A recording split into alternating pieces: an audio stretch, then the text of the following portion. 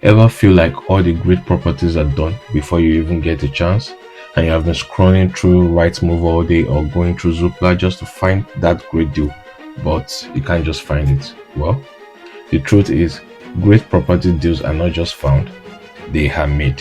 So in this video, I'm going to be sharing with us some strategies that can help you spot hidden opportunities and turn an average property into a high performing asset.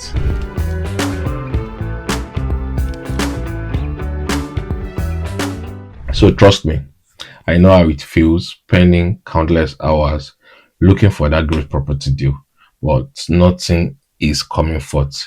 And I can remember a particular day when I spoke to my mentor about this, and he said something profound, which was, don't just be looking for ready-made deals. Anybody could as well get that. Instead, look at opportunities, how you can create deals.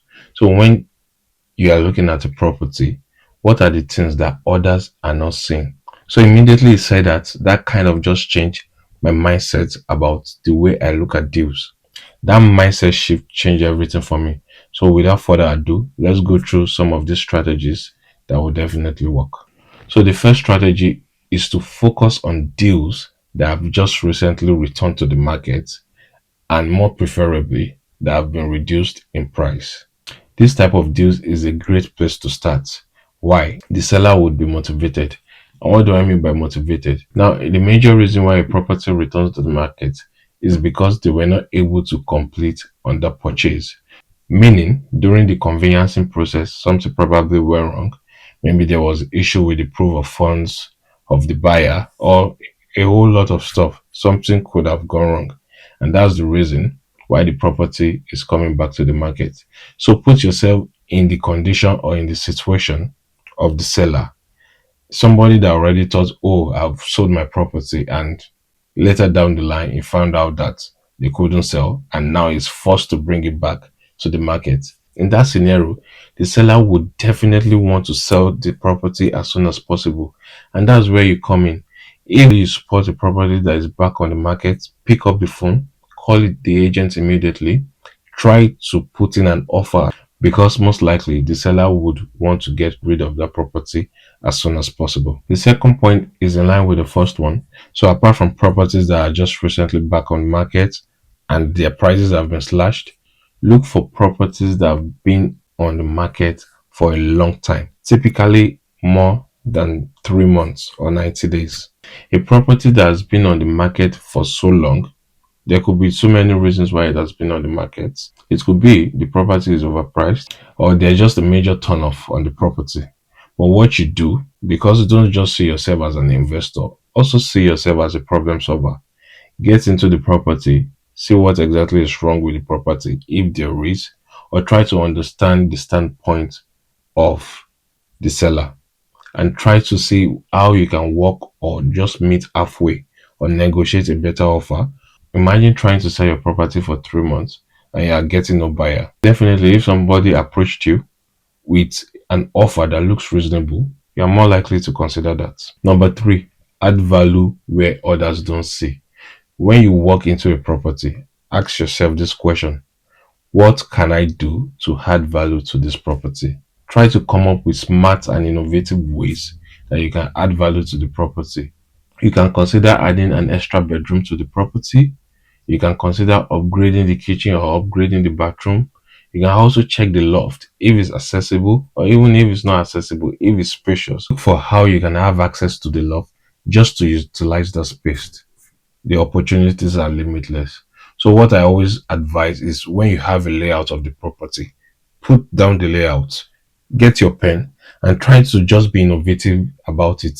See places where you could add an extra room or so, and if you feel it could work, then run it with the professionals, run it with your architect, and see if it's something doable. Number four, and this is very important, build relationships with agents. And I must confess, it's even a struggle for me building relationships, because I'm not an extrovert as some people are, and it's not easy for me to just strike up a conversation with somebody. But it is something one needs to be intentional about.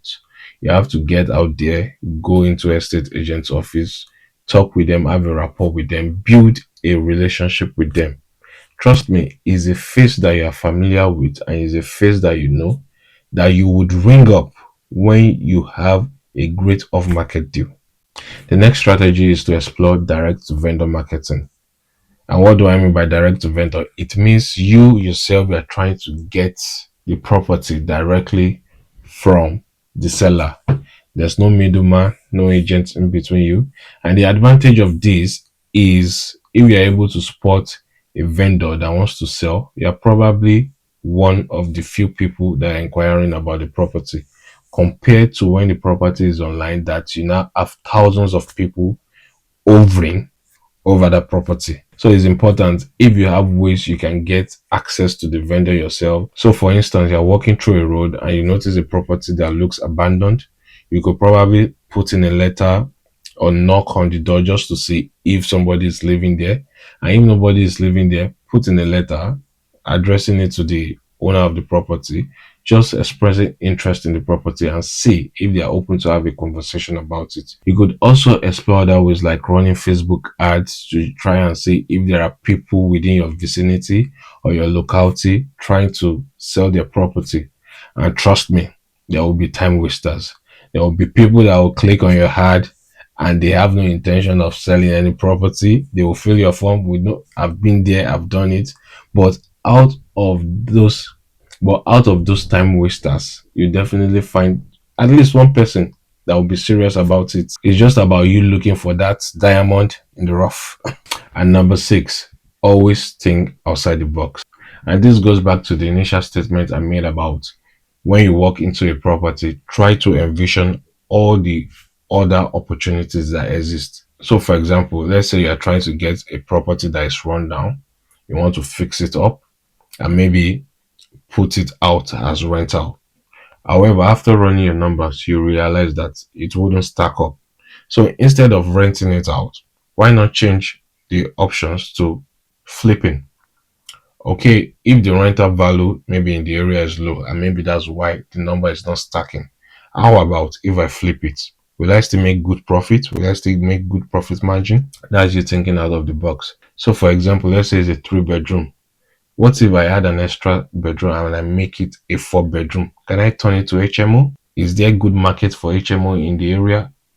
Now you renting out each rooms individually. Does the number work? Does it stack up? So you see how with one property you can explore so many options and end up with possibly an option that stacks and an option that works for you. So in conclusion, remember this, great property deals are not found.